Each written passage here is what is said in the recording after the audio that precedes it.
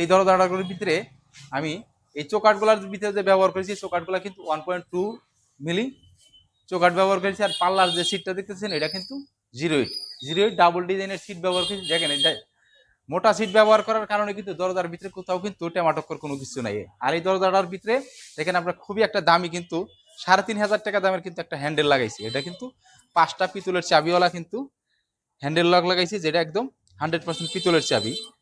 এটার দাম হলো 3,500 টাকা। এখানে কিন্তু দেখেন 6 মিলি মোটা কিন্তু হাতুল লাগাইছি, একটা ভিতরে একটা বাহিরে।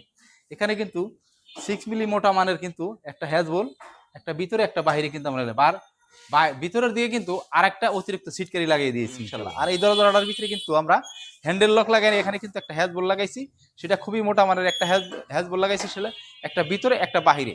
এখানেও কিন্তু দুইটা হ্যান্ডেল লাগাইছি, একটা ভিতরে একটা বাহিরে। এখানে কিন্তু আরেকটা ক্যামেরা লাগানো আছে, যেই ক্যামেরাটার মাধ্যমে কিন্তু আপনি ভিতর থেকে বাহিরে দেখবেন যে কে আছে কে নাই। আপনি কনফার্ম হওয়ার পরে কিন্তু দরজাটা খুলবেন। এক একটা দরজার দাম হলো 21,500 টাকা, একদম সারা বাংলাদেশ।